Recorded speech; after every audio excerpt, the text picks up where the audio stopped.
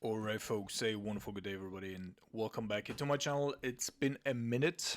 I've had very stressful weeks due to work, but also preparations for Christmas, etc. So in my free time I didn't get to play a lot, and in the time that I had, I actually was working on mono-white human taxes. So I didn't spend as much time on Grixis, but today we're back here. I made a couple of changes. In the main board, I added a creeping tar pit for an Otawara. I basically, at all points in the game, I want to be able to have one man land in play to immediately put more pressure on the battlefield when it's time to turn the corner. And with just two halls of Storm Giants, that was a little bit too few, because either you're not able to activate it yet, or you want to keep something up, or you just don't have it. It just happens a lot that I actually don't have a manland at all. And so I was testing out Den of the Bugbear, but red mana, because you have to play it basically on turns 1 or 2, so then you have issues with Counterspell and Archmage's Charm early on. So I retracted from that and added a creeping tar pit instead. It's a little bit slower, but of course a little bit better in terms of our core mana base. But that's that. Then in regards to the sideboard, I made quite a few changes. The meta in the last 3 weeks has developed quite a bit. Decks that were prominent before, like Creativity and Yawgmoth, have been basically pushed out of the meta entirely. Like, I have not played against Creativity in some time, which is weird. But apparently everybody's packing at least 2 copies of Orvar into the sideboard, which makes a lot of sense because it's just a very good card against that deck. And as a result, the meta has become a lot more aggressive. Jeskai Breach has risen to the top. There's prowess decks that have made waves, but there's also the lurkers like Domain Zoo, etc. So there's a lot of stuff going on right now. I would say the meta is very aggressive again, while beforehand, during all of summer into early autumn, basically the meta was very top-end heavy, with the Orion decks of course dominating, but now all that has changed. And yeah, it's a very dynamic meta, I would say, and also a very healthy meta, right? Very, very difficult to figure out right now because the meta is being attacked from different angles. So our plan in the main board is to beat the established decks like Murktide and such, Hammertime, etc. And then in the sideboard, because there's a lot of burn and prowess right now in the meta, I went with Dragon's Claw and March of Wretched Sorrow, sorry. You could also play something else like Collective Brutality. The upside about this is that I can scale it better. So in the early game, it might just be a removal. I can pitch a Fail Push or a Kolaghan's Command or whatever. I gain a little bit of life. But in the late game, I can really turn the corner with it, like cast it for like 6 mana or whatever, gain a bunch of life, and thus get back into the game. And of course, also good interaction with Snapcaster Mage. And in other matchups, it's just a removal spell if I need one in addition, like against, I don't know, tribal decks or whatever. It's still okay. It's not a great removal spell, of course, but it's okay. And also, whenever I'm boarding Hidetsugu, it very much depends on the game board. So here, there's also a little bit of a synergy where I can just ditch excessive amounts of Hidetsugu if I need to. Unlicensed Hearse, again, our preferred method of Graveyard Hate. As I said, there's a lot of interaction with Bolt, etc. in the meta right now. So Dottie doesn't really survive. Same goes for Subtlety. Therefore, I cut back on the subtleties. I added a Fury and a Dragon's Claw as well. So that rounds it out. So let's jump into League, see how it goes. Alright, welcome to round number 1. We're on the draw. We have a little bit of interaction, but overall a pretty mana intense hand. But I think we can keep on the draw here. Let's see. Alright, so typically Goblins doesn't play green. So this might actually be Goblin Combo. And that means I'm definitely going to go after the Prospector here. Especially because fire is a very, very efficient removal spell against goblins in general. Yeah. So I don't think this is tribal goblins. I think this is combo goblins with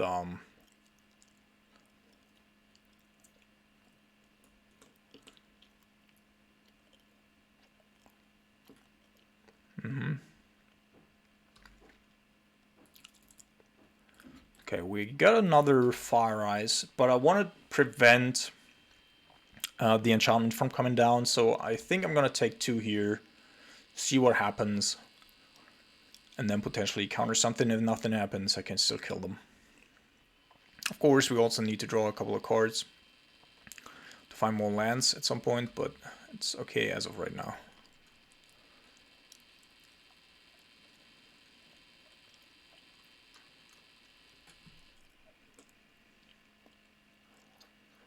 So this is basically a Goblin War Marshal without the extra benefit of when it dies, you generate another token.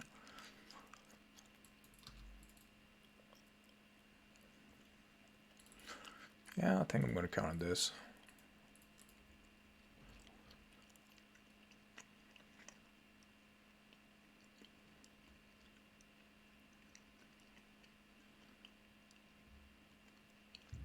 It might yet still be Goblin Tribal TBH. Red-green Goblin Tribal? Not sure. I think we have a couple of good cards here. Fury, Hidetsugu. I could even play like Dragon's Claw to get a little bit of life back. We shall see.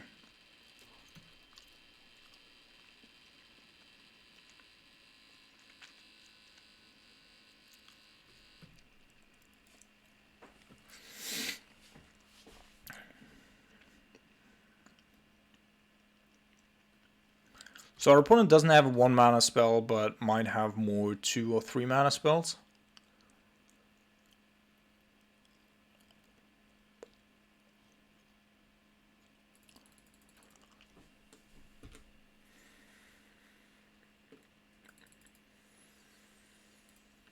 Okay.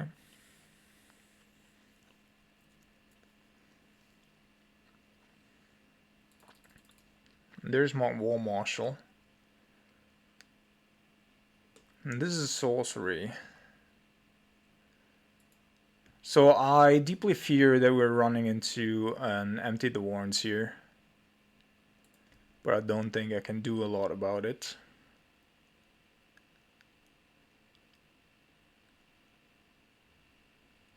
Okay.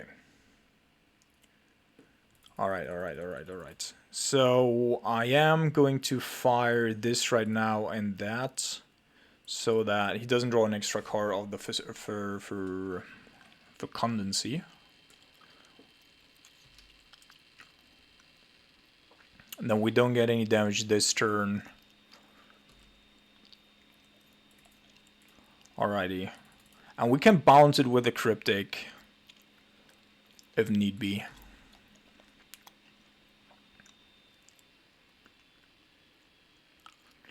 And this says that creature's controller, so I can actually also kill my own stuff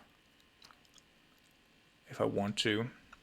I think I should have responded here with a K command.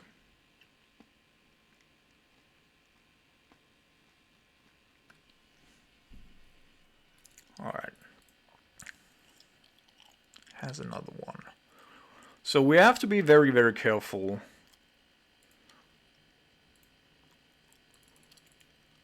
In regards to how we spend our life. So I think I have to counter this.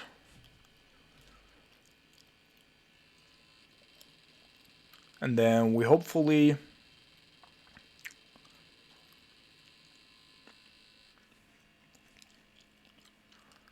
find another land. We do. So I can end of turn bounce here. And then go snap, counterspell. And then from there we can also kill the goblins. That's the plan. And if he does play something, then we can still respond as long as it's more than 1 mana. I think our life total is still sufficient. We'll take at least 2 more, probably 4 more until we're coming back into the game. Maybe just 3 because we can block with the Snapcaster Mage, but that's not entirely certain. Yeah.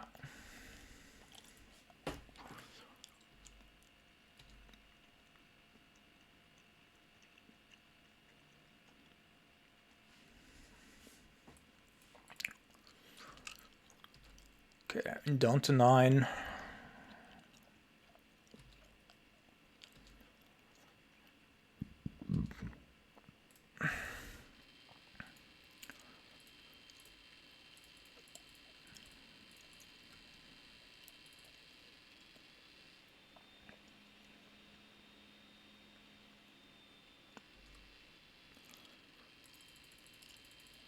Okay. We do have the necessary... I could actually I could do this differently as well. I could of course go with a K command.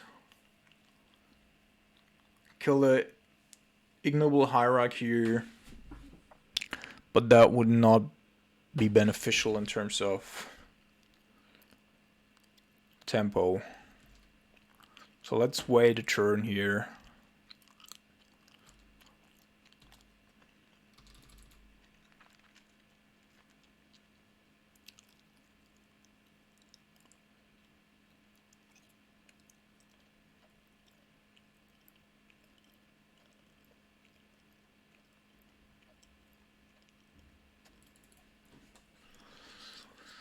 So he's kicking the Goblin Bushwhacker.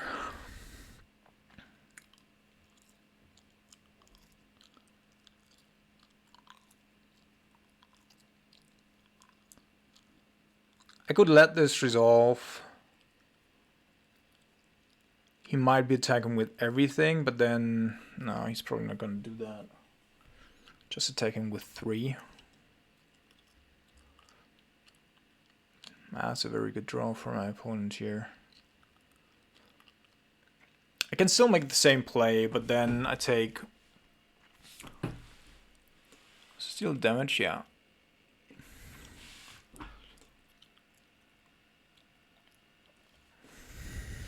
So I take 6. I cannot take 6 here. That's too much.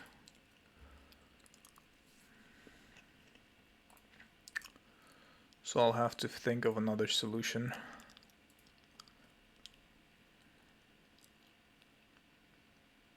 Okay, he attacks with everything. And this is perfect.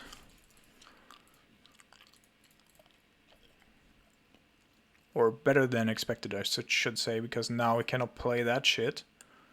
I just take 1 damage.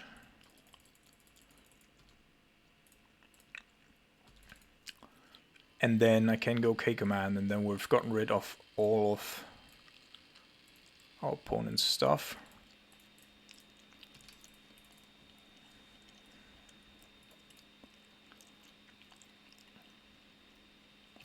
And then from there, we should be able to manage the board. I'm gonna draw this to have a land drop, because that allows me to...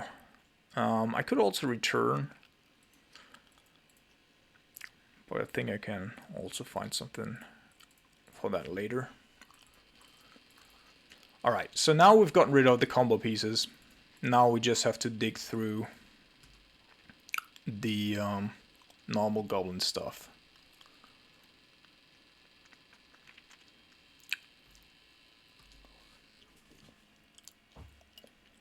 Alright, just a land, perfect. Counterspell, yes. Now we're looking for more Snapcasters, Brazen Borers. Okay, Armored Shaman I'm also gonna take. I also want to have a man land if possible at some point. Underworld Breach, oh my goodness. Wow.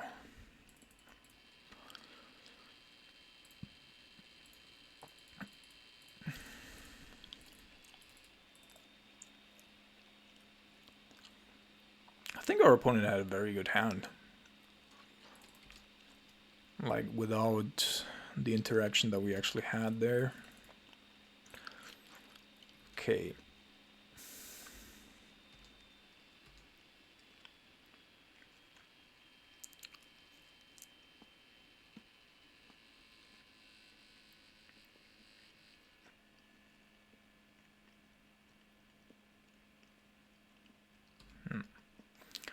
Yep.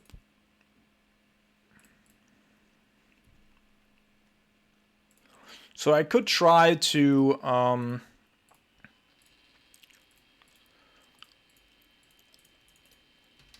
utilize the ice portion here just to find an additional land and play the Valky out. But we got there as well. Okay, let's play the Tilled, and then I think the card that we have to be most afraid of is an Underworld Breach.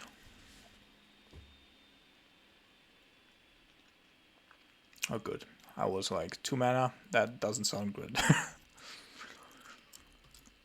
Okay, so I can actually take. Let me quickly check. Let me fetch for 1 here.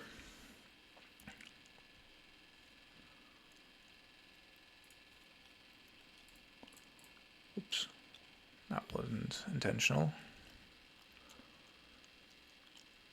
I think I'm gonna steal the War Marshal because that saves me a removal spell, and I can play it out myself, so I have pretty good protection. Just looking for a Snapcaster or a counterspell. Okay, put on top. Then we're exiling this.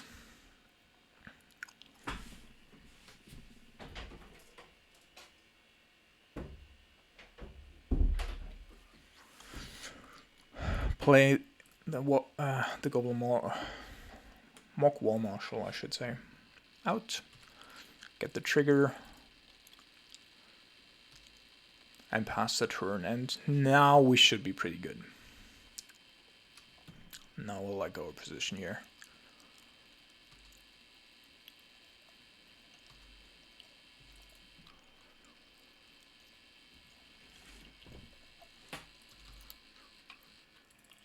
Goblin Matron.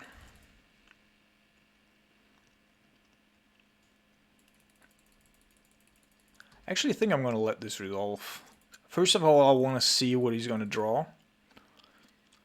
Secondly, I don't even know what creature he might have to get through here. And I want to save the Cryptic for a potential Underworld Breach. Underworld Breach is such a strong combo card. Really is.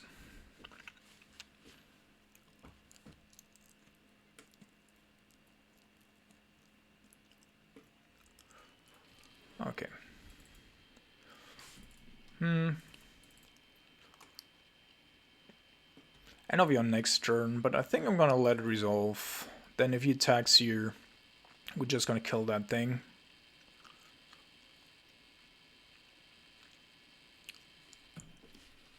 We have the card advantage, that's not the issue. I just wanna, like, we're not dying to creatures anymore.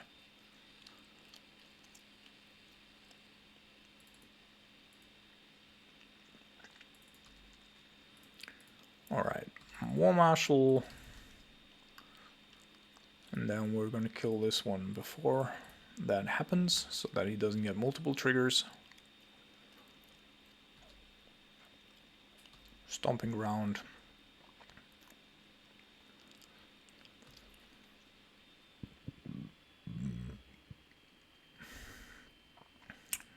Opponent's taking a little bit long with his stuff here. So now that we're playing against a combo version of goblins, I actually also want to have all the other cards in my sideboard. Okay, let's take up.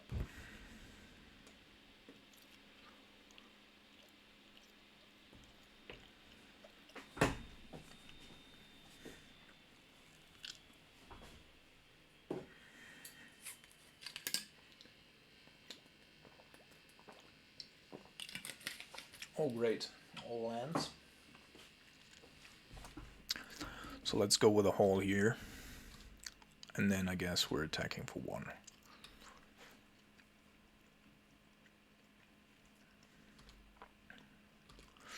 But we only need 1 more uptick and then I can ultimate it.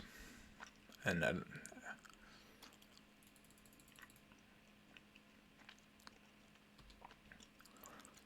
then at the latest is where we should win.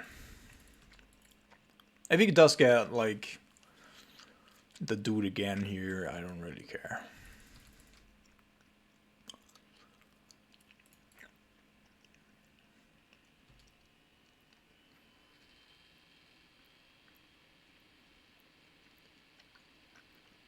I could also kill him within 2 turns with the hole here.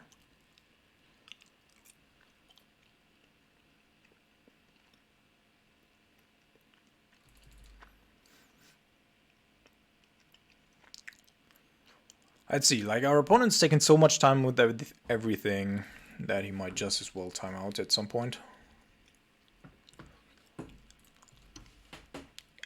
You basically have to attack.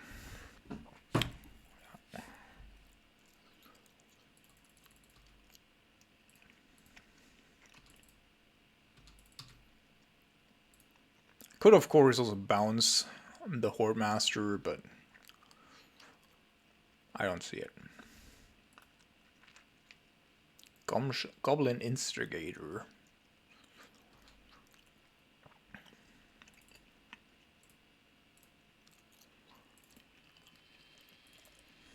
Okay.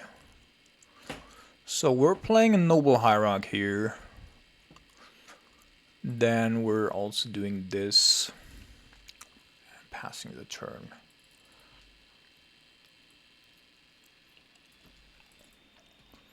Now, with 2 Cryptics up, as well as a Snapcaster, I hope my opponent knows that he's not going to get out of this. Yeah. Okay. So,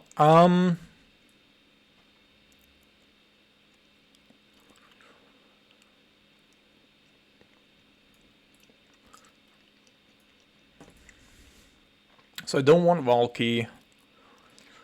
I don't want Cryptics. Probably don't want Archmage Charm either. We have to get way lower to the ground. I want to have a Fury. Subtlety's okay. I want to have this. This. Oh man.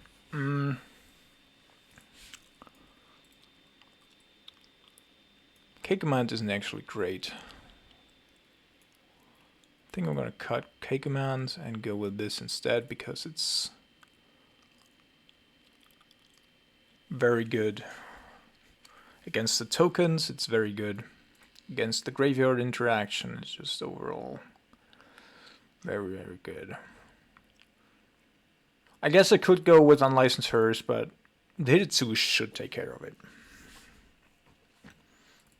Well, let's go with 1 Spell Pierce here. So I'm keeping the Brazen Boras because I want to be able to bounce stuff.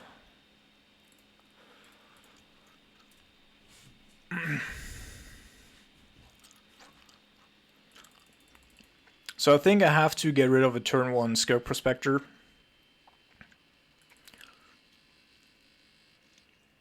Just too potent on Enabler. Although,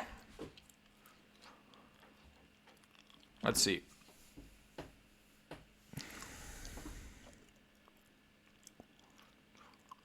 Would have to fetch Shock. Our opponent went for... he's playing Blood Moon, I assume. So I kind of have to play around that as well. While not sacrificing anything else in my deck here. Okay, let's kill this dude first. That should slow him down by 1 or 2 turns.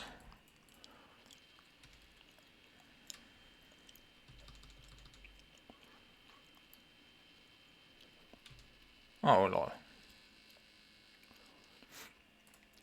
Yeah. Playing a 1-lander against the all removal deck is ambitious.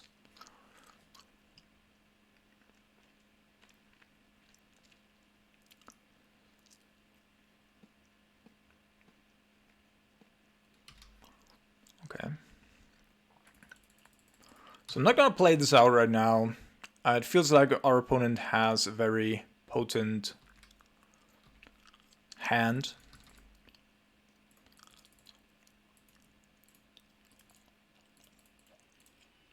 If this had been an instigator, I would have possibly let it slide. Okay. Got 1 more mana, now Hitotsuge is online. Which means even if they go with Empty the Warrens, it's not such a big deal. The biggest issue remains to be Blood Moon.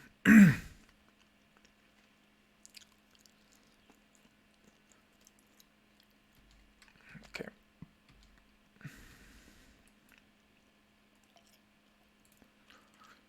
I think I'm gonna ice here.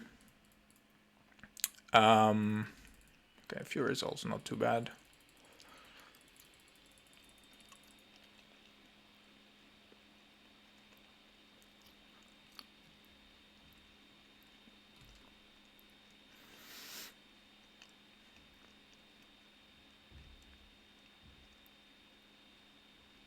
Yeah, I'm unwilling to run into Blood Moon, although our chances get better and better, but still. Yeah, that's okay.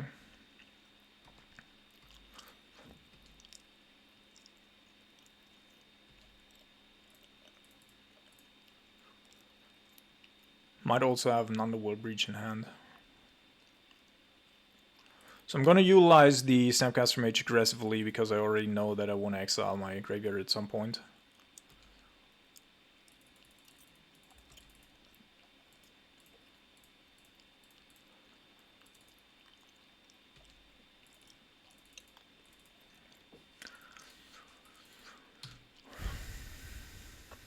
Let's see.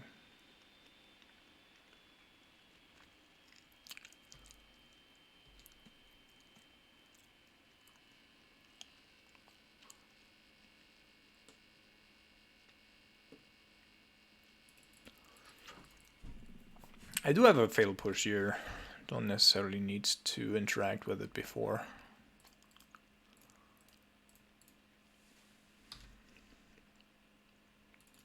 Alright, so next turn. We're gonna go with the Dragon's Claw, keeping the counterspell up if possible. Yeah, I can utilize the Snapcaster Mage this turn.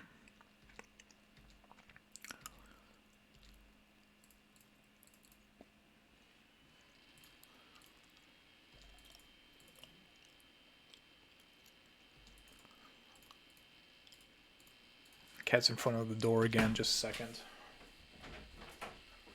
Alright. Okay, so now we're getting somewhere.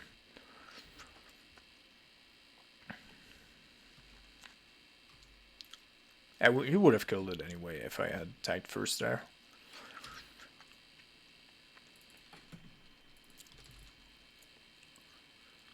Alright. Always yes, always yield. And now I think...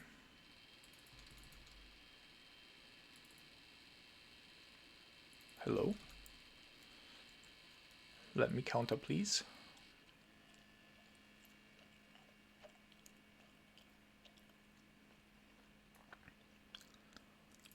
Let's go with the drown here. We have a lot of removal, and I don't want to run into a situation where... Okay. GG's. Alright, welcome to round number 2. I don't think we're going to keep this.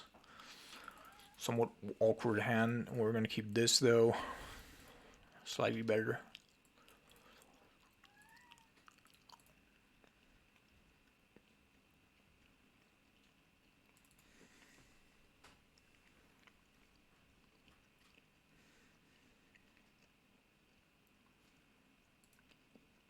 Let's see what information our opponent received there.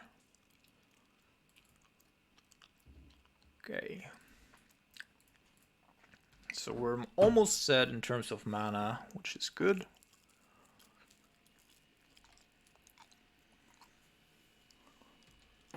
But what are we playing against?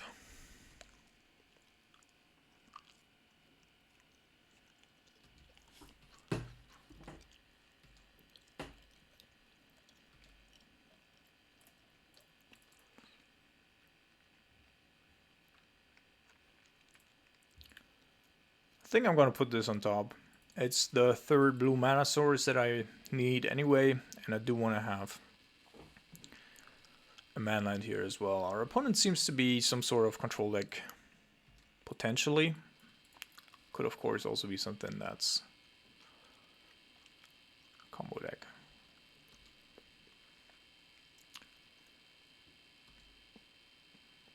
Okay, will be something.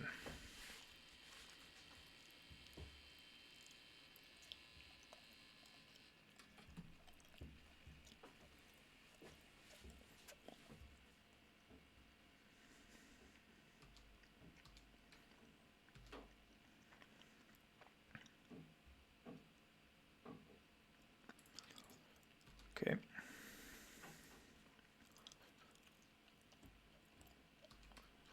So as long as my opponent doesn't do anything, I don't need to do anything either.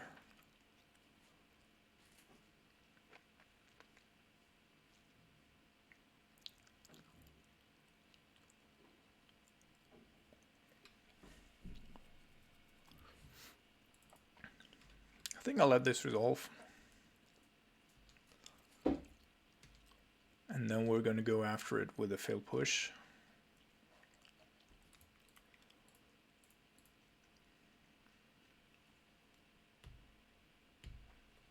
And if he wants to counter, we're just going to go.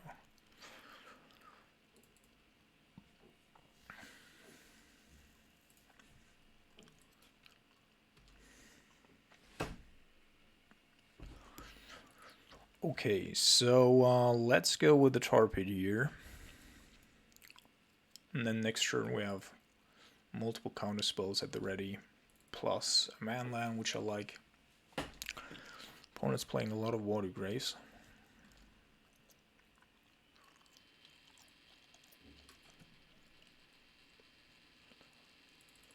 I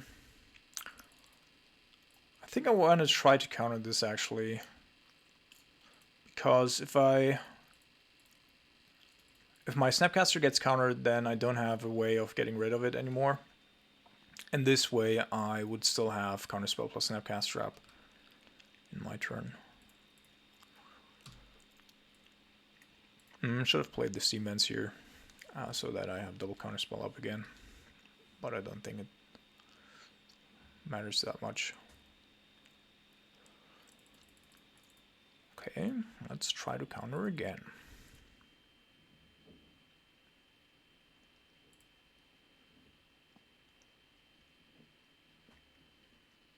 Third fucking Ledger Shredder. So either our opponent isn't playing counter magic, or he's not willing to commit to the counter magic here.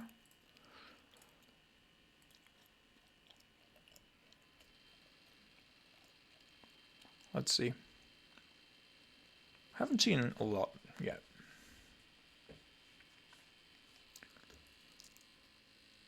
From our opponent. Okay, it does indeed play counter magic.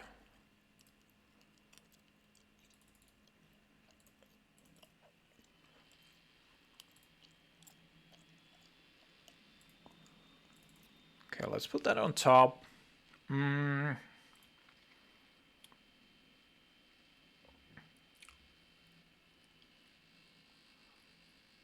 think I'm gonna shock here, just in case our opponent does have a spell pierce. And now I could be playing the Kolaghan's command, actually.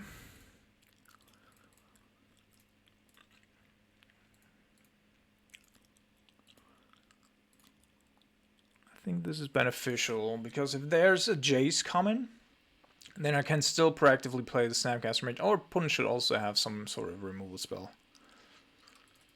Oh, it's a Death Shadow list. A Death Shadow list without any shocking? Oh, it's a Murktide Death Shadow list. Yeah, I see. Okay.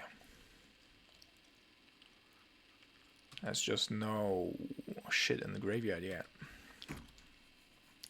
It's a Murktide list, yeah. Probably.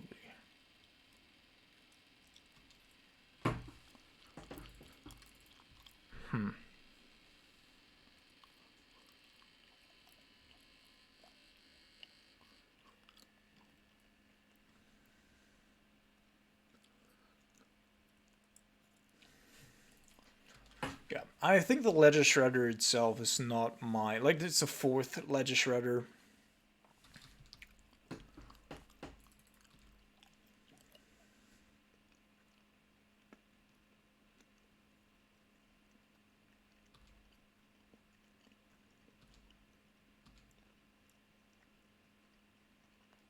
Probably have to be more careful in regards to a potential Murktide.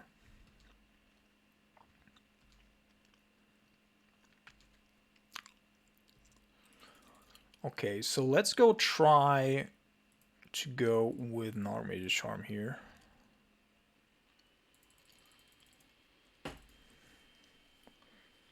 And if he counters here...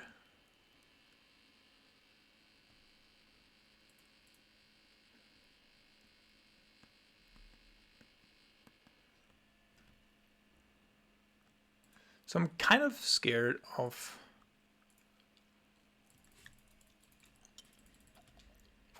a Murktide. So don't... Like, he's also playing so defensively. I think there's a Murktide lurking somewhere. 1, 2, 3... We have Cryptics, of course.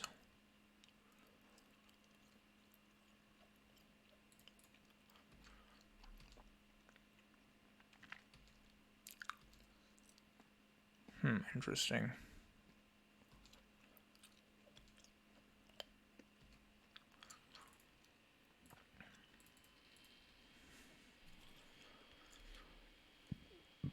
So if he does have another counter spell, I'm just going to go with the K command. Then the trigger also doesn't really matter. Because I don't expect my opponent to have 2 more counter spells. What the fuck? What the fuck?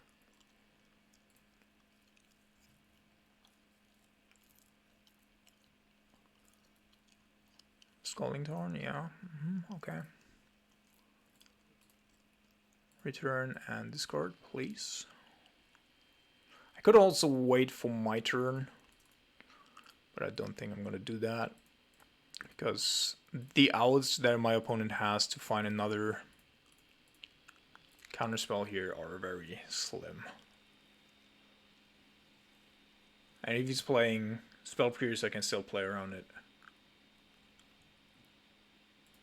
Okay, good.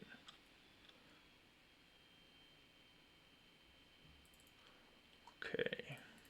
So we could actually even raise, right?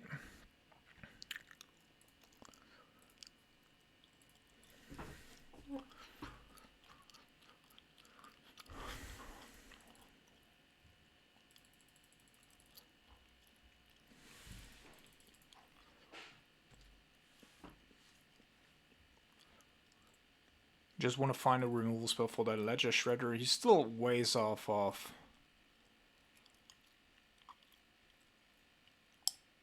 Okay, another Snapcaster Mage isn't the worst. Although one has to say that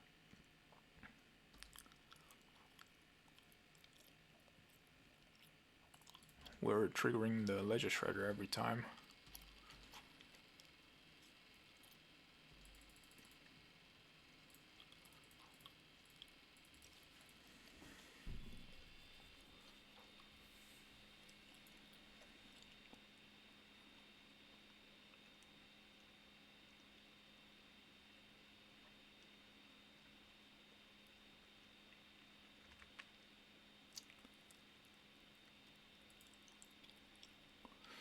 Okay, let's go our Mage Charm again. At some point we should be able to find...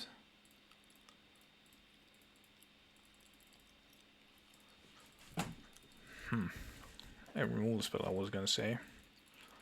But okay.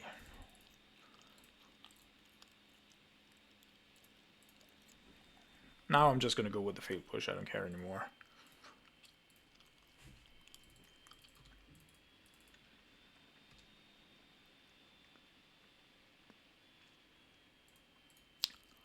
I'm gonna attack first though.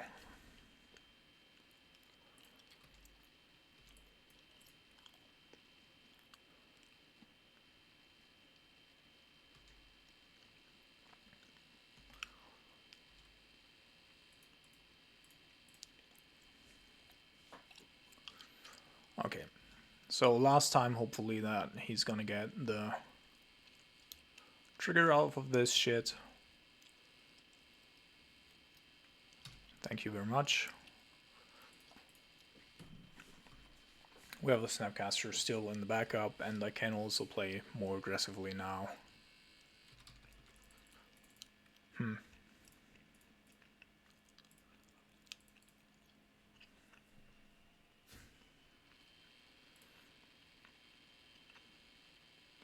So you could have a Murktide actually. I think we're gonna consider. We have so many outs to Murktide still. We have 4 Cryptics, we have 2 Brazen Borers. And even another Snapcaster Mage or Fire Ice wouldn't be that bad. So, yeah, of course he has it right now.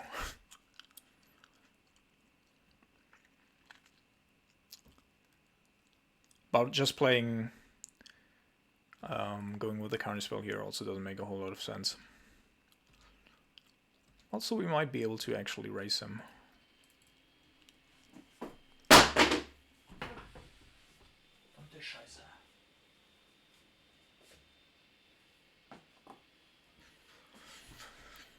Let's put that to the top. Can he draw 5? 1, 2, 3. No. Right now he cannot.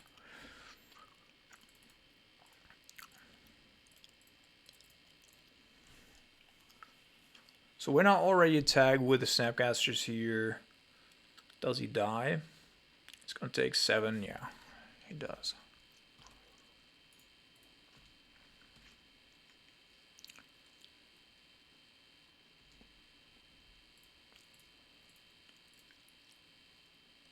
Okay.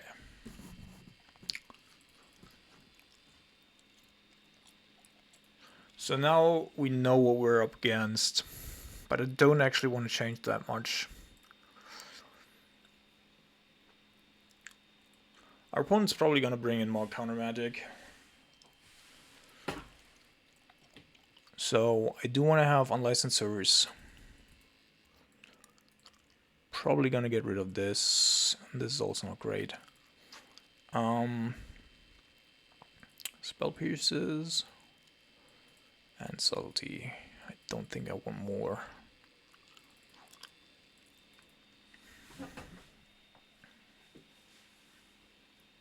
As long as we can keep the Ledger Shredders at bay, we should be okay.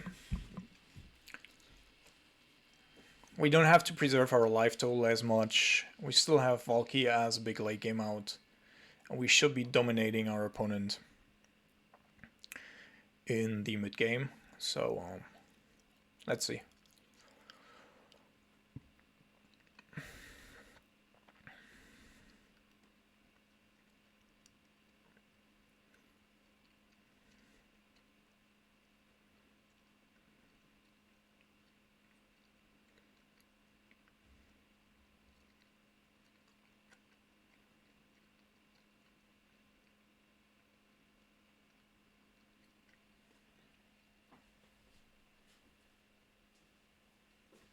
Yeah. Let's keep.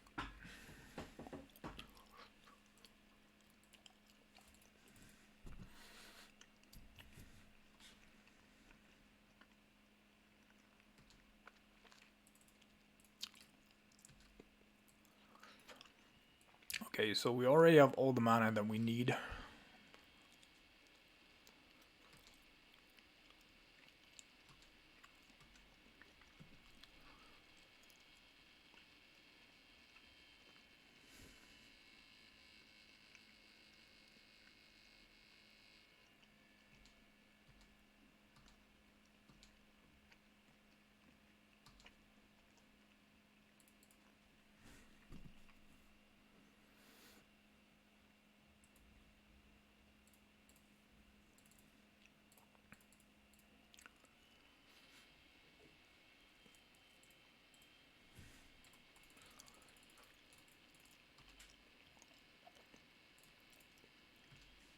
But we're getting more mana. That's okay. That's okay.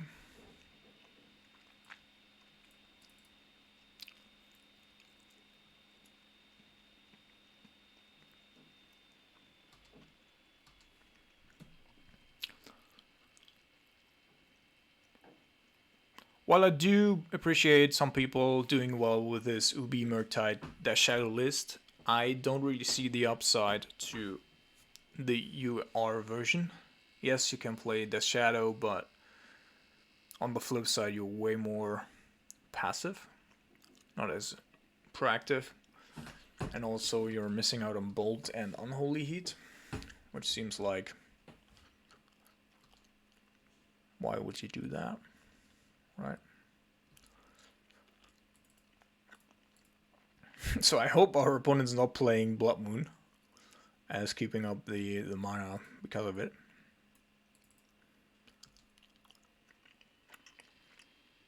Like switch from Ubi to Grixis just to play Blood Moon. Something's weird, man.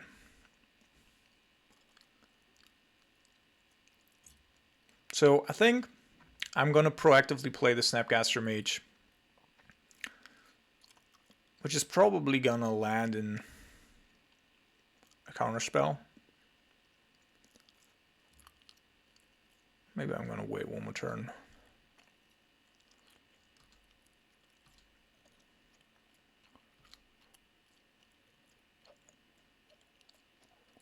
Doesn't have more land drops, okay.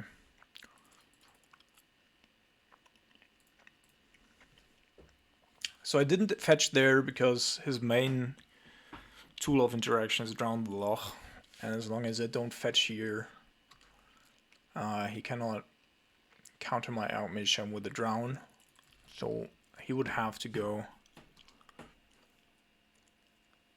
with other sorts of counter magic.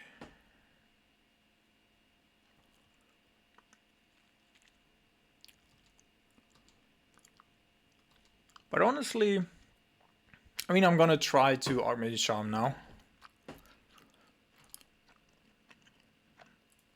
which means he will have to utilize more efficient removal counter magic than the Drown.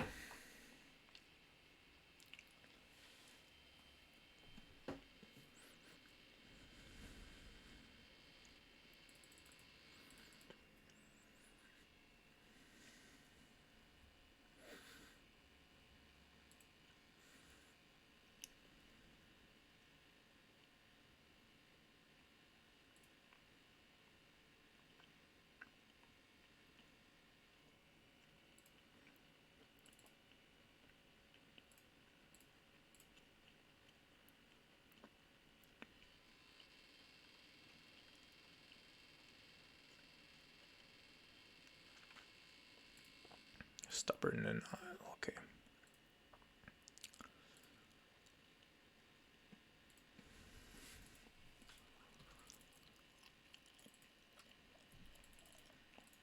Push is not too bad.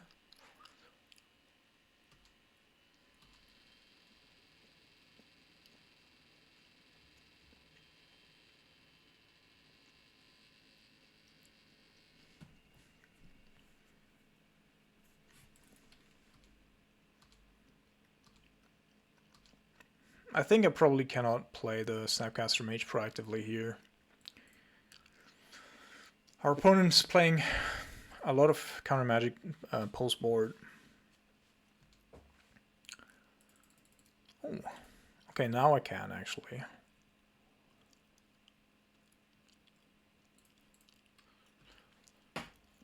So let's try to get him tapped out end of turn.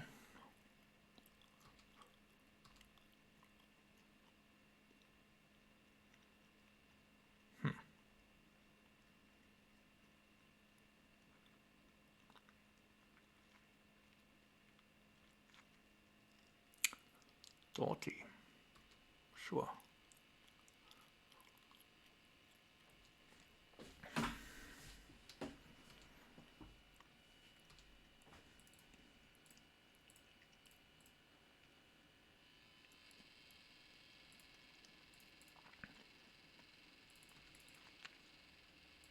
Okay, there we go. Our opponent could even be playing Force Indication. We shall see.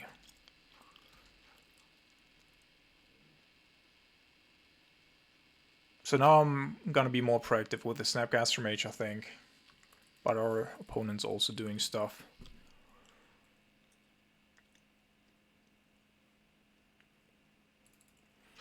So I believe I'm gonna go Snappy.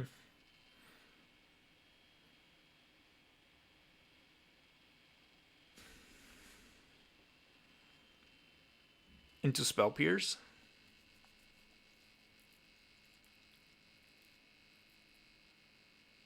I could also go with the Archmage, of course.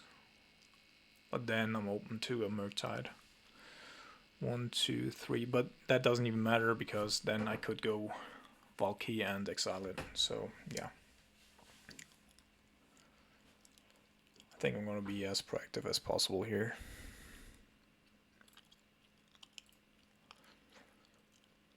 If he goes Murktide, that's okay. Lol. This is a huge mistake. Like, you should have played that before my trigger resolved.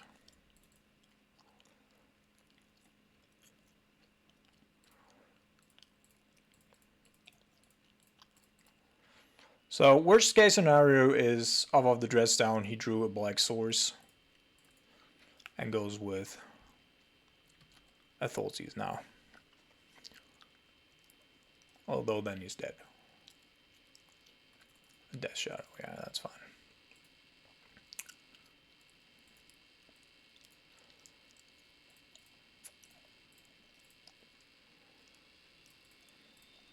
Yeah, I think the Murktide play there was the only one that actually mattered. Now I don't even need to go with the Valky. But we had the option, which is good to know.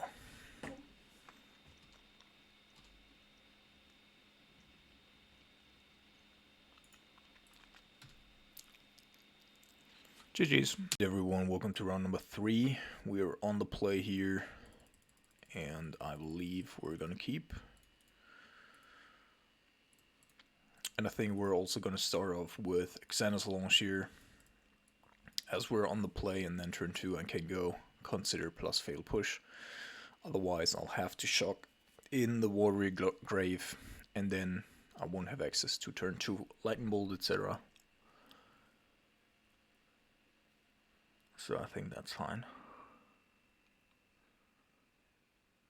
Something that's weird on MTGO is that some lands or some hand compositions seem to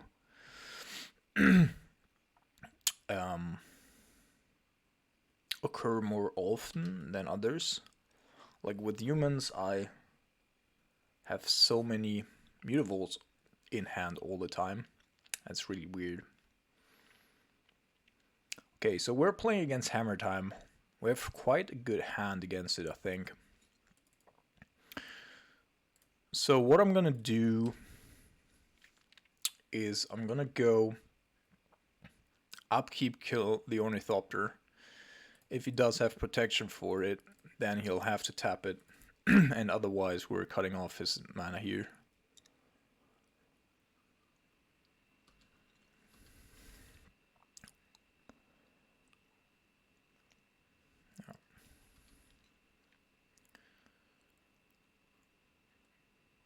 Does have another Ornithopter, okay. Okay, something's lagging. Alright, so I think I'm gonna start off here.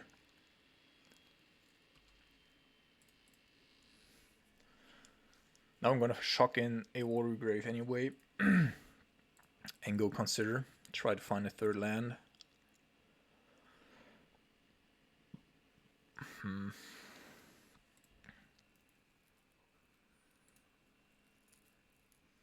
Okay, Lightning Bolt is also fine. And there's the land. So I believe we're doing the same thing again. I'm gonna utilize the Lightning Bolt because Fail Push is a little bit better here in this matchup. And until now, it doesn't seem like our opponent does have a white source. And if that's the case, and he doesn't have a third land source, then he might not be able to activate the Urza Saga. Okay. Never mind.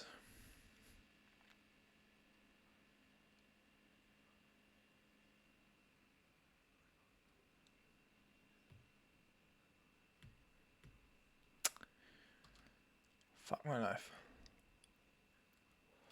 Okay, now we're probably just gonna ignore the Ornithopter. Although... Okay, this is good.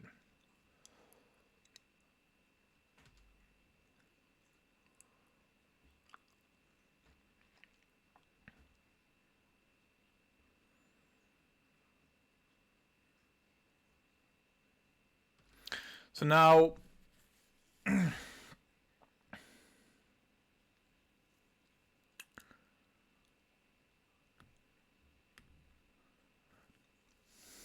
I could go destroy here, deal 2 damage to the construct. I of course could also go after both of this.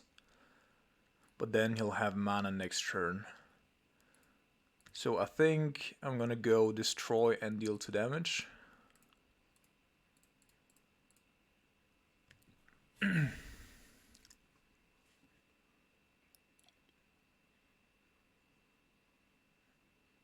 And I'm doing it right now because otherwise he can just utilize the mana and upkeep to make another token. It's possible that he can protect 1.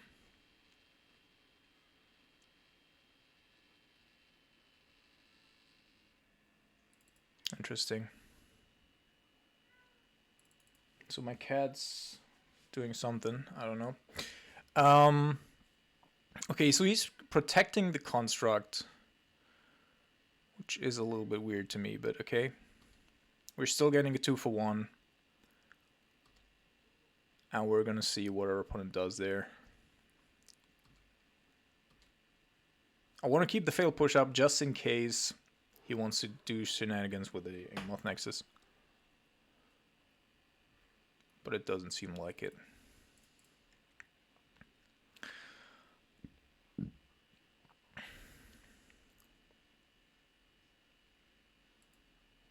Now I think I'm just gonna go after the other construct here as well.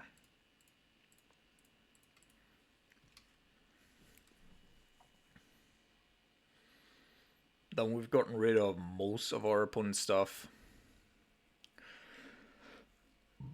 We're definitely not dying this turn. And we have Cryptic Command for future shenanigans.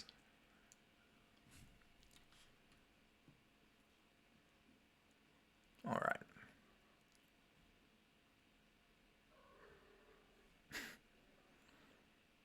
My cats are doing some funny noises. Okay, and there's a counter spell. So I think we're gonna wait and see what happens here. Obviously, I could also kill these two. What's the worst thing that can happen? Maybe that's actually the best option. Although, I have to say, if there's a pure steel paladin, that's also very annoying, I have to say. So maybe... yeah, let's just wait. I can also bounce it with the cryptic command. And protect the K command if need be.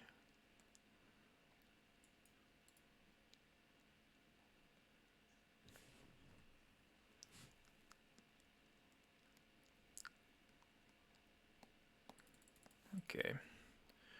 So this means that I'm gonna go counter and return.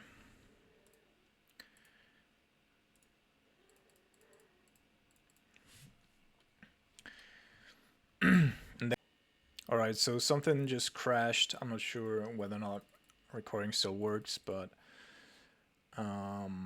that's where we are at right now. So now I could actually make the play, but I think what I'm gonna try to do is I'm gonna wait with Snapcaster to snap Cryptic.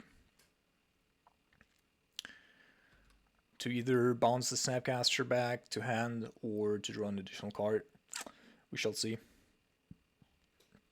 Exactly.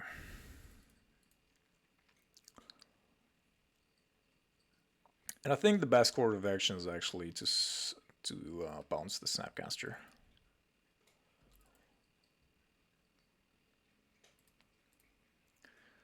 Counter and return.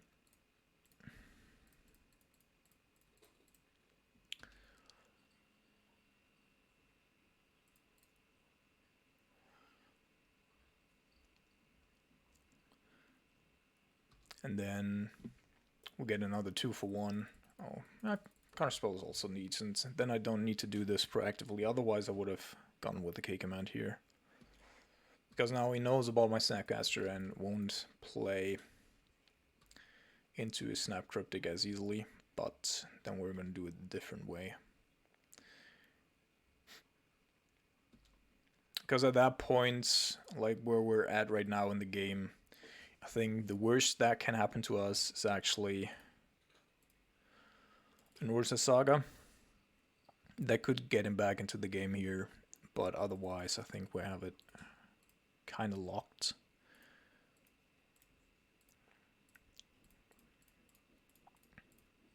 Of course, there's also always these random kills with the Ingmoth Nexus that can happen, but are very unlikely without him even having a hammer.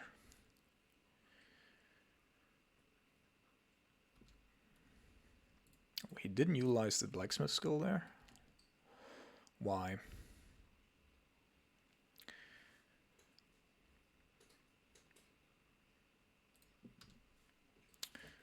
Just hoping that my recording thing doesn't stop working again.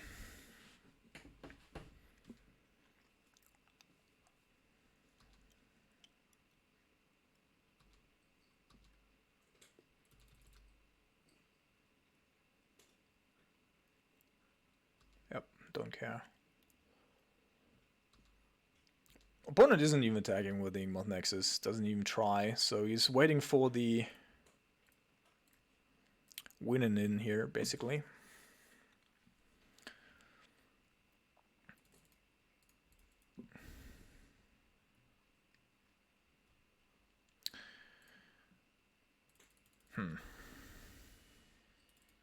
Okay, so we're putting him down to 11, and then next turn we can play the Brazen Borer.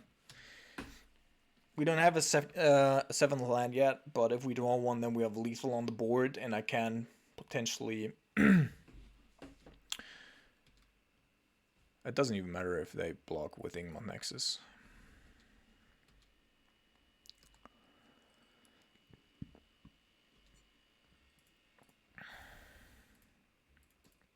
So I could bounce something here first. That would probably be what you want to be doing, but doesn't really matter right now.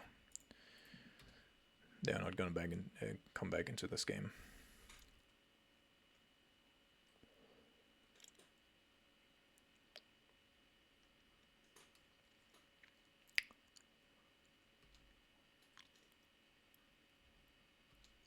So after this match, I'll have to check the videos first, whether or not that actually worked.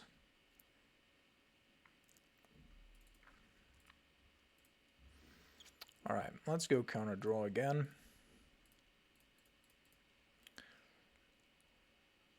Counter bounce would probably be better here, but it doesn't really matter, because he's definitely dead. Okay, so we're gonna get rid of the Cryptakes.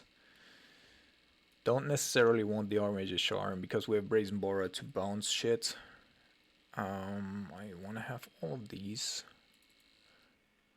That's good. Valky can be okay. Maybe that's actually okay. If I go with a Valky here, but one Valky is probably enough. I don't want to have a second copy. I'd rather go with this, I think. Yeah, that's okay. Because Valky can not only mean card advantage because our opponent is not playing virtually any remove spells, but more importantly, it can copy some of the non-black, non-red creatures that our opponent's playing, thus meaning that we can also block a Sanctifier on Vok, because that is, of course, a little bit of an issue. Still, we do have Snapcaster Mage, Subtlety, and Brazen Borer to deal with it, and also can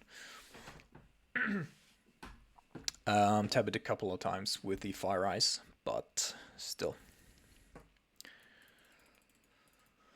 Alright, let's keep.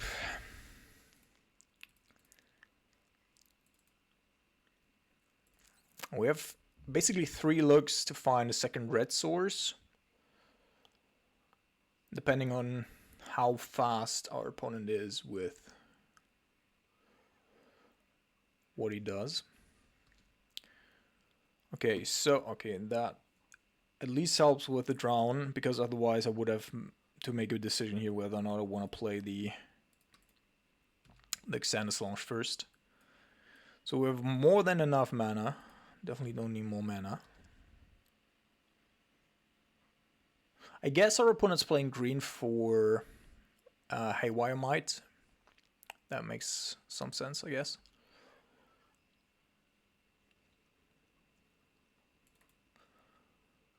Yep.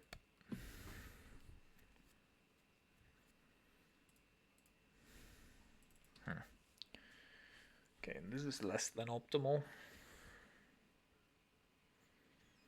Neither a red card nor a removal spell. And that's a Colossus Hammer. So we can counter a Colossus Hammer. That's also why I won't be going after the Stoneforge proactively here. Although it could, of course, mean that he does already have a card in hand that he can deploy right now. There's not much that I can do about that, right?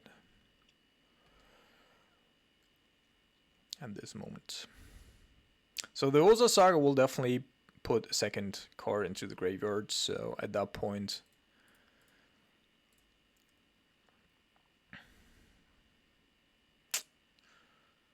I think I need to put this into the graveyard right now. Okay. This should help. And there's a red source. So I think what we're gonna do is we're waiting for the Urza Saga here to make the drop. Then we're gonna kill the Stoneforge.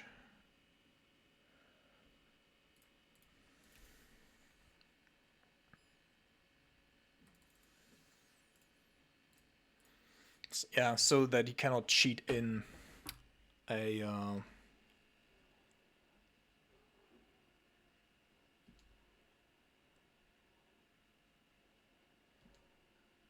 cats are doing some weird shit here in the background. So that you can't cheat in a hammer across our... Yeah, he's trying to go for it here, I think. So I'm even willing to take 12. I know that he has at least one more hammer in hand. And I think I kind of need to go after that hammer. If we make it till next turn, then it's probably fine, but surviving this one is gonna be somewhat difficult.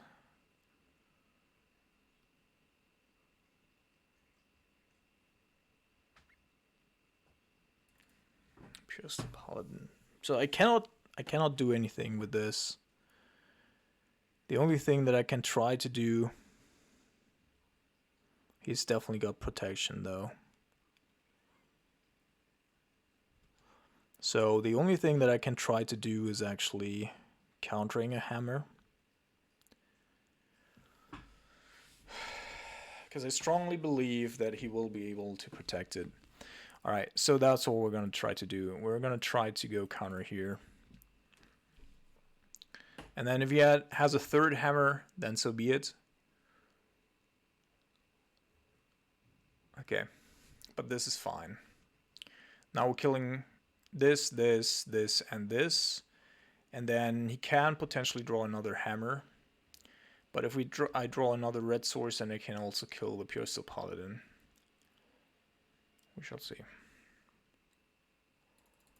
Okay. So, we're gonna go black, red. This, he should have re-equipped, by the way. That was also a mistake by our opponent. He should have re-equipped to the Esper Sentinel end of turn. Now all that shit is gonna die. And I'm also gonna go after the Pure Steel Paladin here, I think. An alternative way of dealing with the situation would have been that I just accept that my opponent's gonna draw an additional card. Because I'm 2-for-1ing myself here, basically. Anyway. That would have also been a way to go. And then at that point I could have just lightning bolted the Pure Steel Paladin with the Fury as a backup. I think both are okay. Now this is also a big issue.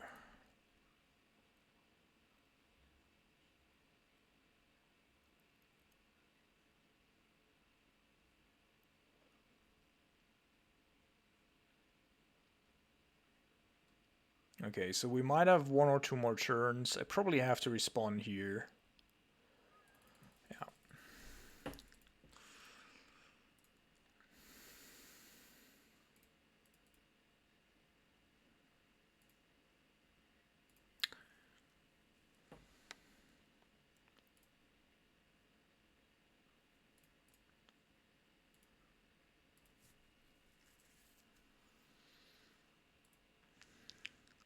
Snapcaster Mage would be sufficient, but as I said, like, we have a couple of outs still. The only thing is that if I play the Scalding Tarn here, that means... I don't know if I don't necessarily need to fetch it right away, of course. So you can go Canopy to find something else.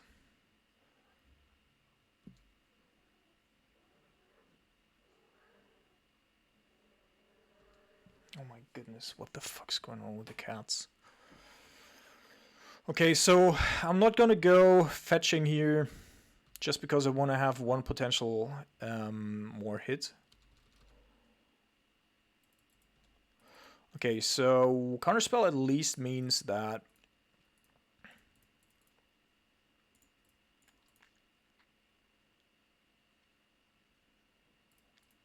I'll have to fetch anyway, it doesn't matter. Fuck my life.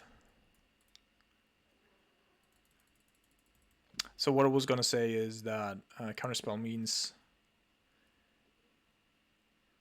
if I can bounce this, I could theoretically counter it the next turn.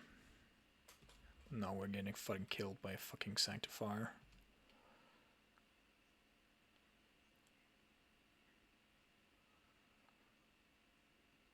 Which is somewhat annoying.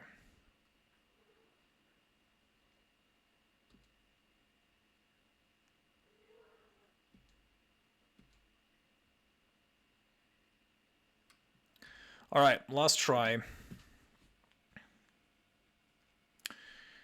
Snapcaster or Brazen Boar, basically. That's not good enough. Fuck my life.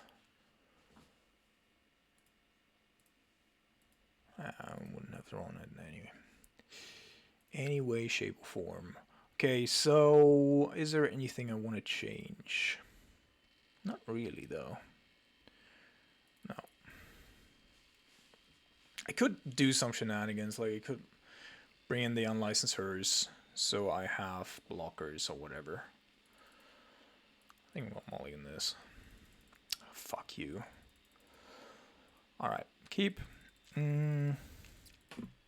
So I want all of this, basically. But I think I'm actually gonna... Can I afford to ditch the Hidetsugu?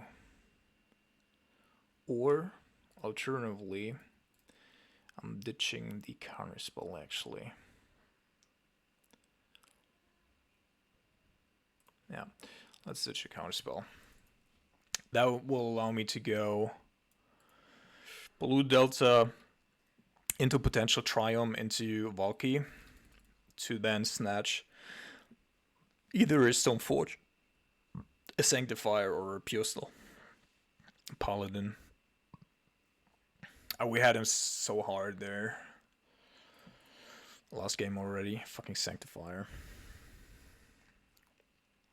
That's a good card. Also very cheap in paper, which is probably good.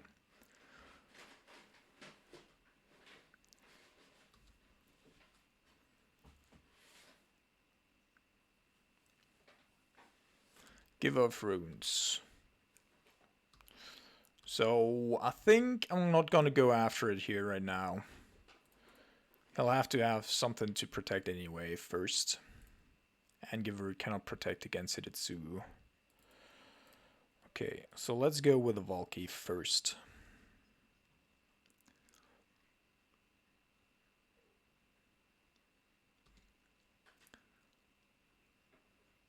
Core Outfitter. Okay, so opponent's running on very low resources right now.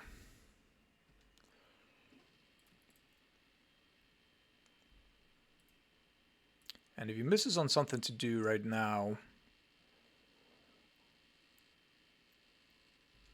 then I basically regained the tempo that I lost by playing Valky there. I'm gonna put this to the graveyard because I exactly want to have another thing here. So I could make a risky play, which is aggressively attacking with a Valky, then switching to a Core Outfitter. And I think the only card that really inhibits me from doing that would be a blacksmith skill, or of course if he had like hit a Cigarras Aid there.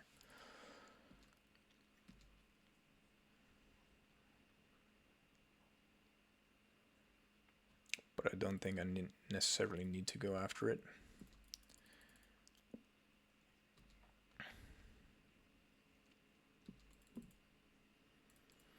Okay, so let's shock here, then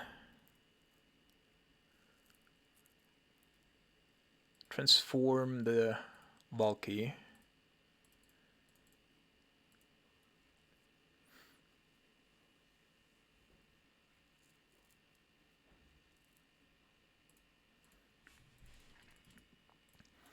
Alright, and this gives me a little bit more options.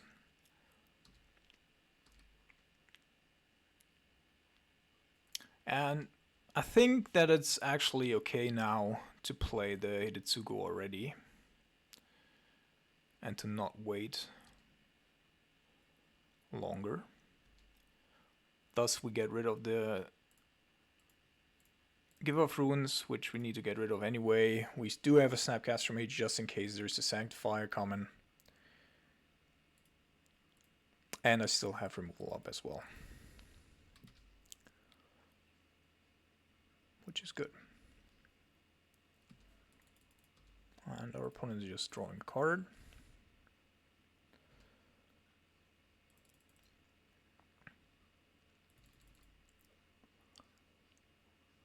And then, of course, we also have a very good threat basis here. Yep, Sigard's 8 is pretty good. But our opponent seems to be still looking for a creature. So I'm going to let this exile, because I want to have access to the removal anyway.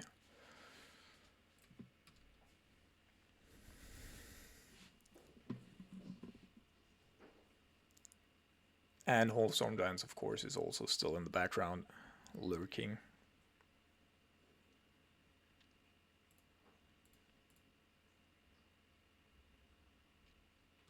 Yep. Springleaf Drum. So, one unknown card and a hammer, basically. Now we get our Hidetsugu, or what's Vessel of the All-Consuming, I should say.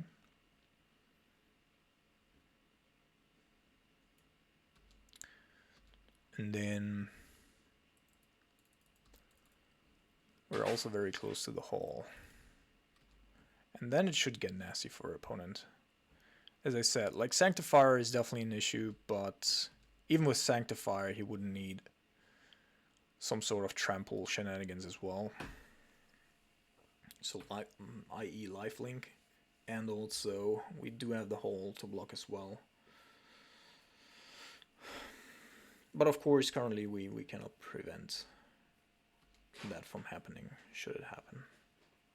So our opponent definitely does still have outs, but they're very specific by now.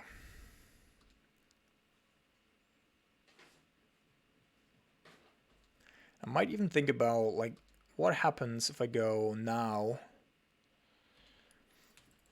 Bolt, Snap, Bolt.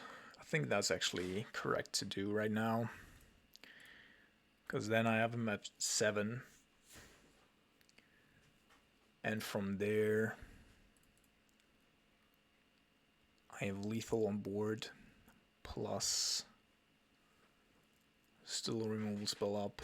Plus the hole. Okay, GG's. Alright folks, welcome to round 4. We're already feeding the children, as the dude from MTG Goldfish always says. Well, said in the past, maybe he doesn't even say it anymore. So, we're gonna start off with the Steam Ends here. And then we can switch to black if need be. But we can also just tap him down if we want to. Alright, this might actually be a zoo list. Looks like zoo. But we should be able to handle a Kavu. A Brawler is not a problem due to Lightning Bolt. Kavu is a little bit more of an issue, but Dragon is actually the biggest issue. Okay, that's decent. So I think this means that just to save a little bit of time and effort here. Fuck this dragon. I always phase it at turn 2. Okay, so we're playing this hole, and then I'm gonna bounce it here. We know that he's playing Stubborn Denial, so it doesn't really make sense to wait. I'm gonna do this right here, and then we're trying to tap it down next turn, so that I can go turn 4. Oh, fuck you. We're actually playing against Rhinos. That's even worse.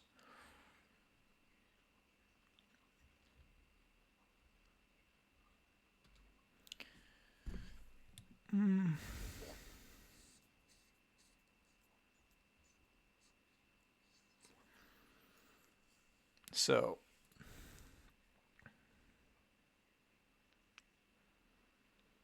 can kill one of those Rhinos, but then we're probably gonna facing another Cascade spell. Have to wait here so that I save 1 life from the Exalted trigger.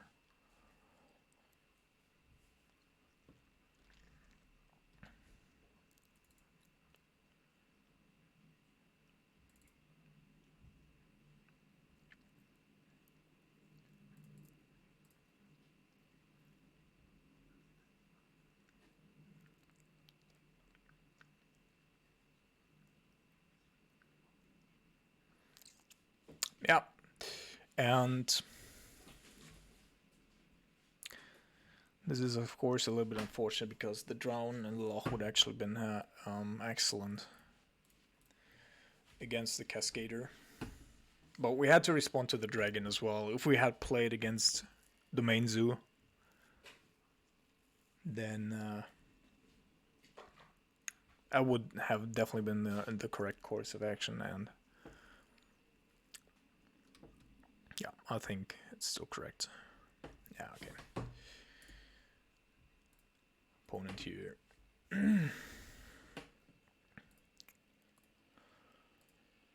Nothing we can do. So, we are doing a couple of changes.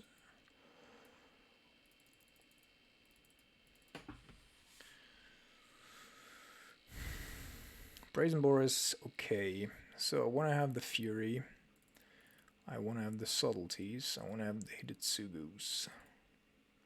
And I want to have the Spell Pierces. We're going to get rid of the Cryptics. Fire Ice is still okay to buy us a little bit of time. I'm going to cut 1 Valky. 1 Valky for the late game is okay.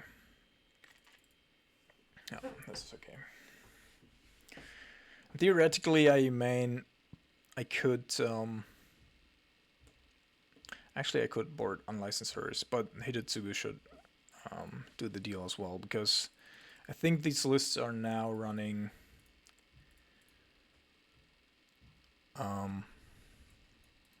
like the Snapcaster prototype, which can flash stuff back from the graveyard. So we're gonna try to tap him down for 1 turn, so that we can first. Actually, maybe I'm not gonna do it. Okay, perfect. I can do it the turn after that as well, right?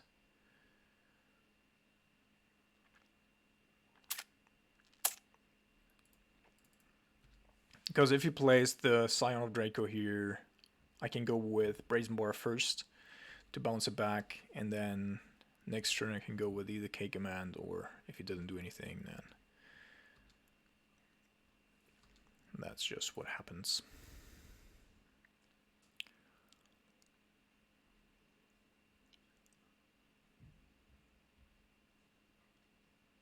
What's coming? Shadow of Doubt, or what are you doing?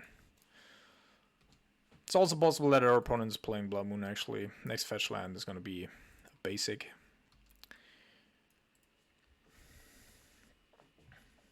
So our hand's pretty strong, but Force Negation is a bitch. Oh, we shall see. So I think I'm going to tap him down here.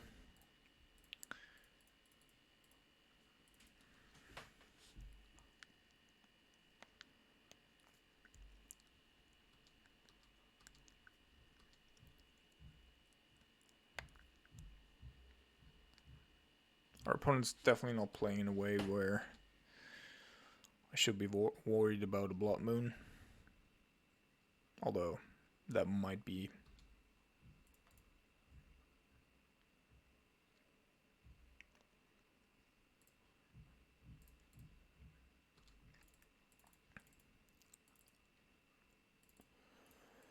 Okay, never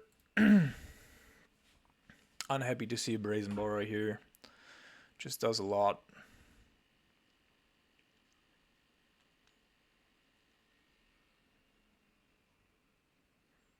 But ultimately we will have to get our Hidetsugu down.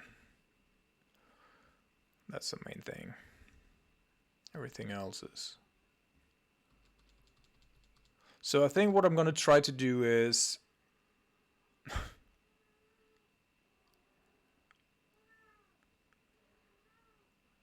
I don't know if you guys can hear like the background noise. Okay, so he definitely does have some sort of counter magic here. I guess we are going to try to counter. We could also bounce. That's an option as well, but I think I'm gonna try to counter here. Then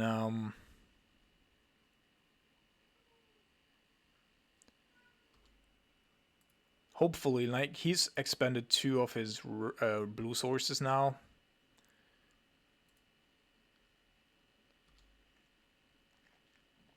So hopefully that means he doesn't have access to a force negation. These 5 color, like with Sign of Draco, etc., like your blue sources are actually few and far between. Okay. Hall isn't too bad either. So I have 2 ways of going about this. I could try to go petty theft, so that he commits more. But I think I want to get the Hidetsugu down here, especially because the likelihood of our opponent having a force to protect it, or a mystical dispute, of course, also increase over time. And if this doesn't work, then I can still shock in, of course. Of course, he has another one. Crazy shit.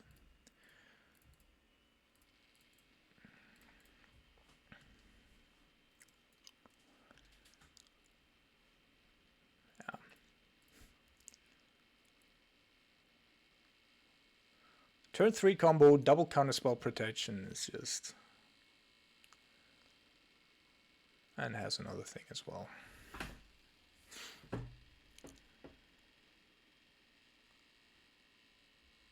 Yeah. Fucking insane.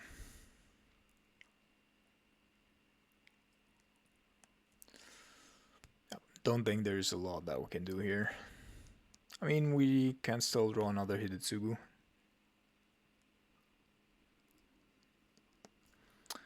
But we're not so fortunate. So I can bounce 1 and kill one of those, but we're still taking 10, so we're dead here. Alright folks, welcome to round number 5. And we're gonna keep... I think... We're gonna start off with the Scalding Tarn so that I can go turn 2 Valky. Or Drown, depending on what we're playing against.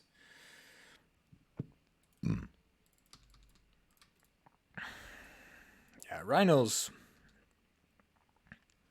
We're already playing 4 Hidetsugu in the sideboard, right? Plus Spell Pierce, plus all the other kind of magic.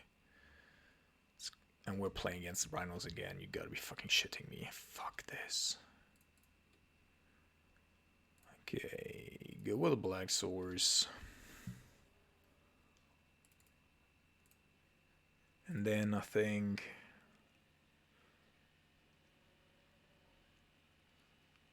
We have to be careful, of course, but I think I have to shock here to have access to red next turn as well.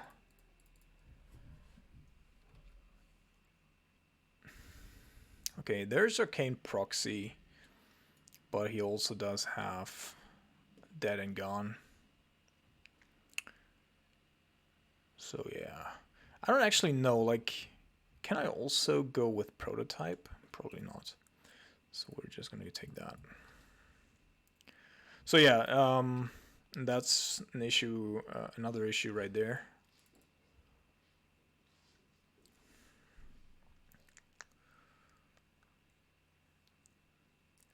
Cause, and he also has Violent Outburst.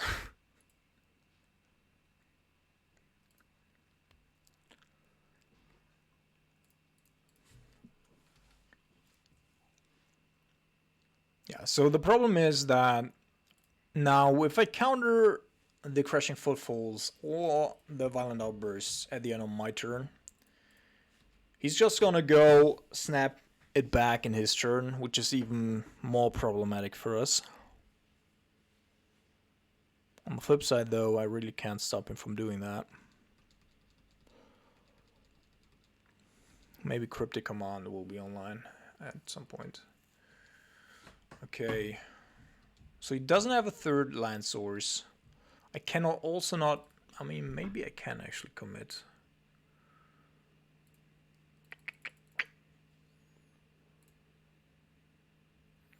He's very likely going after the Valky here, right? Then I don't have a threat on the board anymore. So I think I'm gonna go snap here.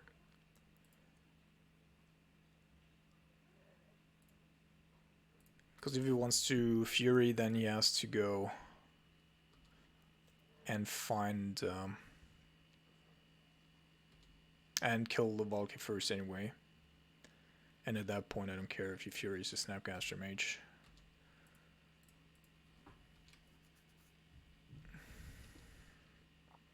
So our opponent could be playing Fire Ice, so I'm not going with a Consider here because I don't want to be put in a spot where... Yeah, okay. As I said, I don't really care about the Fury, I just want to get him his life total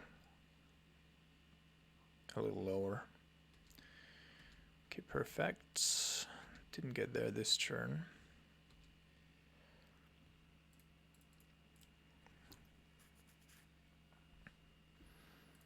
I think I'm going to put that to the top. Put him down to 9. We have double bolts. And there's Fire Ice. Okay, let's go do this.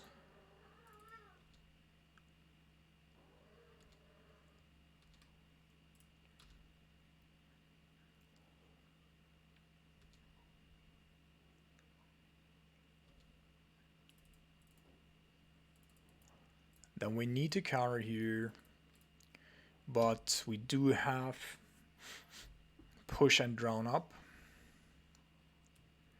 and he has to fetch as well, so he can fetch for island probably to go with the prototype dude.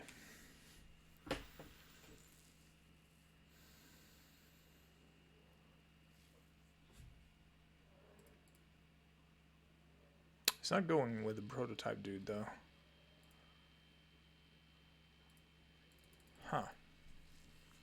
Interesting.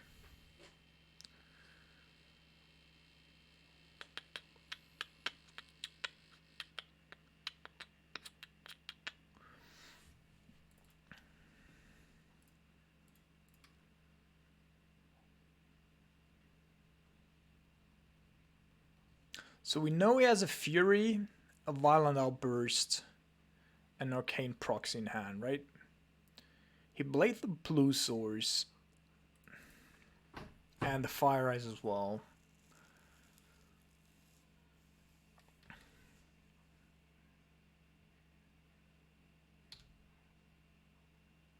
think I should wait here, kill one of the Rhino tokens.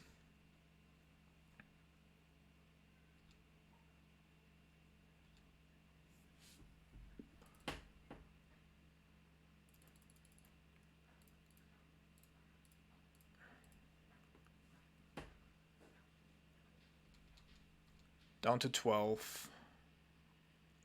He's gonna go Violent Outburst anyway. I don't think we can stop that. I think I'm just gonna go for head here. And if he does have another blue source, so his last two cards that we don't know about have to be, because Fury and Arcane Proxy aren't the things, so they have to be Force and blue source, which absolutely can be the case. But then I'm gonna put him to it.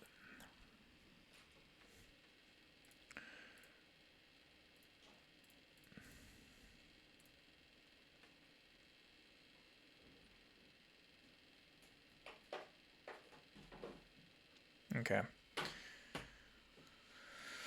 That was a close one. So let's do the same thing. I want to have Spell Pierce here, though I don't think he's playing the Sign of Draco. I think it's the same slot, like it occupies the same slot. I haven't seen any Sign of Draco in the cards that were deployed, that were cascaded over, I should say.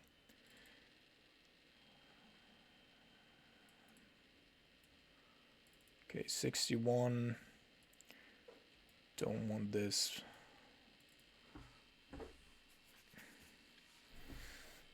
I do want to have my own Fury, though.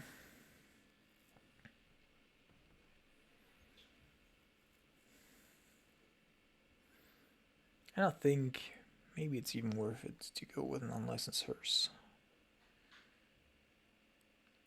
Yeah, let's go with a hearse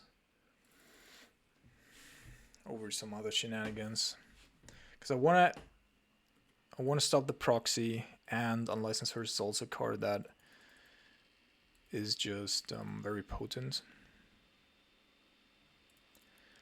I think I can keep. If our opponent stumbles, then we can make some time with the Fire Ice. If he doesn't stumble, then only Spell Pierce will help us. But we have good mana for Hitotsugu as well. So yeah, there's Hitotsugu. So I could go with a Scalding Tarn, hoping that we draw another fetch land so that he cannot ice me. That would be something that I could do, and probably the optimal way to play this here. On the flip side, though, that means that I have to shock more down the road.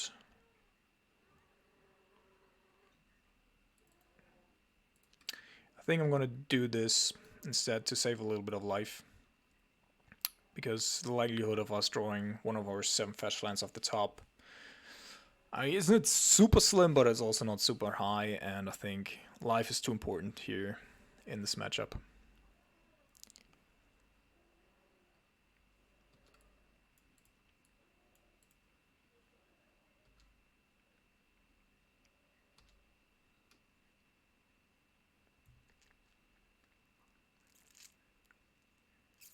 He's probably gonna have it.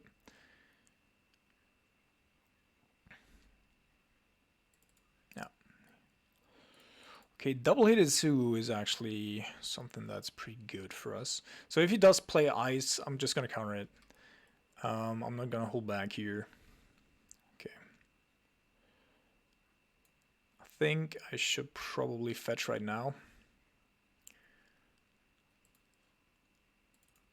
And just ice him.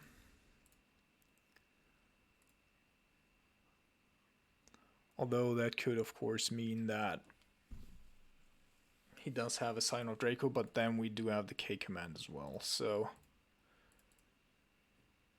let's go with this one instead.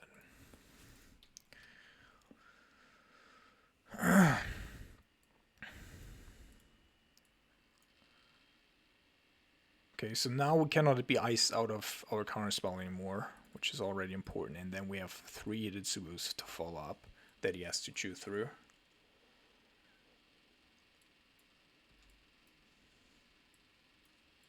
And the good thing about Hitotsugu is that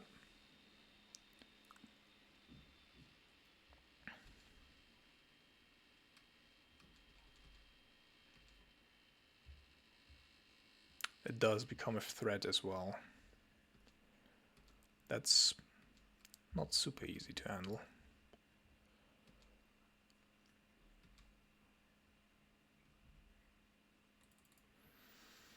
Yep, I think it's worth it to shock here. Our opponent does play Mystical Dispute and no Spell Pierce, so it's not for that reason, but if he counters here, then we will have to follow up. Of course, they always have Violent Outburst.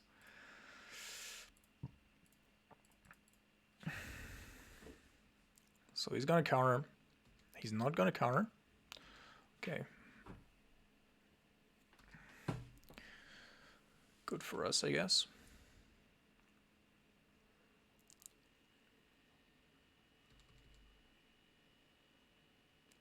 Ardent Plea.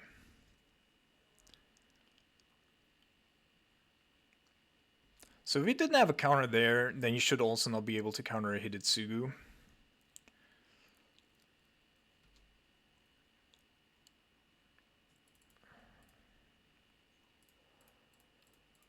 And then the turn after this, we will be able to deploy multiple Hidetsugus. And also, if he does have Arcane Proxy, he can deploy it once. I mean, that's probably anyway. He's not playing more than one, I guess.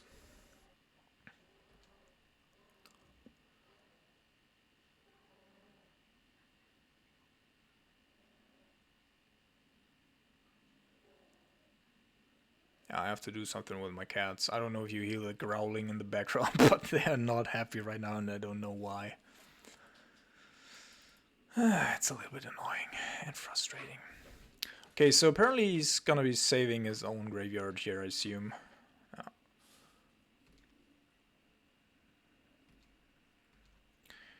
I do wanna kinda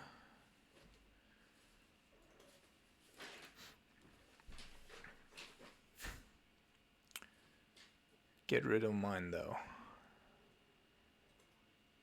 Counterspell is okay, but definitely need to find out the solutions.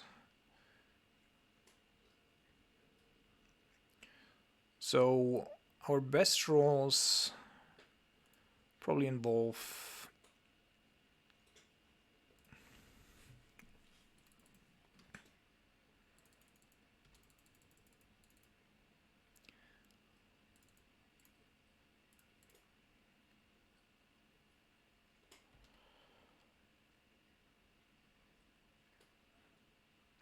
so I assume that our opponent is not going to try to fight over this, but I don't want to get the hit here. And optimally, if possible, I would actually like for our Hidetsugu to make the first hit before that thing comes down. Again. But that is probably unlikely.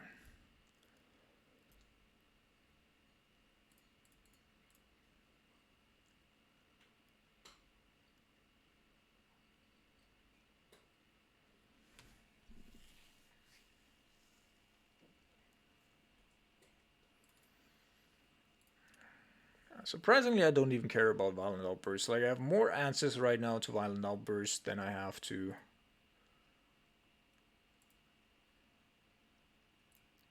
the other thing. Drown is actually not bad because the dude already has 3 of those back. And Fail Push, another reason why I really like the Hidetsugu is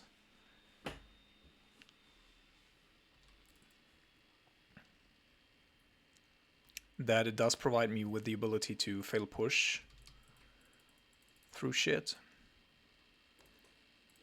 So I'm going to protect it here because, as I said, like with the Fail Push, the other thing is also not as important and not, you know, as strong. And even if Fury, like while annoying, won't be able to get rid of multiples of our Hidetsugus.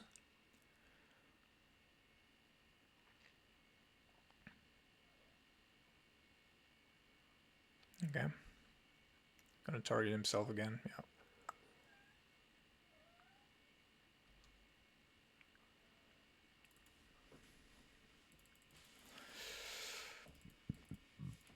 So, Spell Pierce can hold up something on our turn.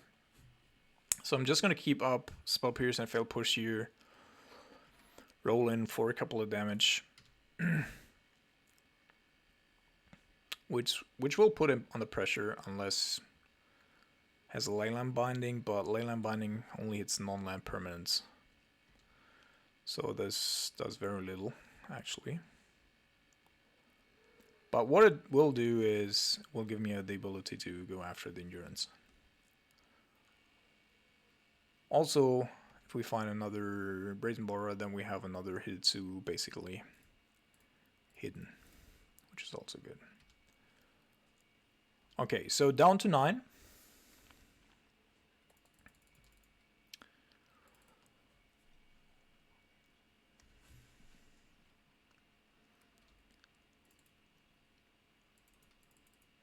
Okay, Hitsu comes back.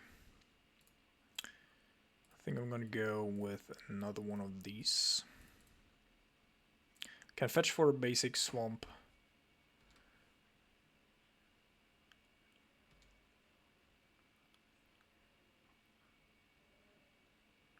Huh.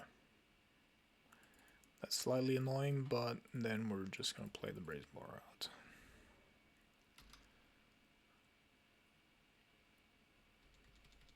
That's so crazy about like Rhinos. So much interaction plus combo.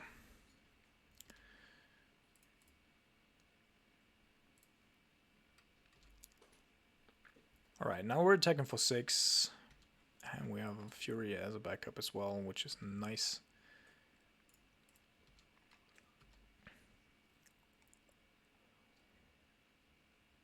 Do you have something else?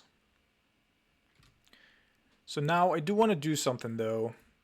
I think I'm going to go cast this. Because if he does have another Violent Outburst here, okay.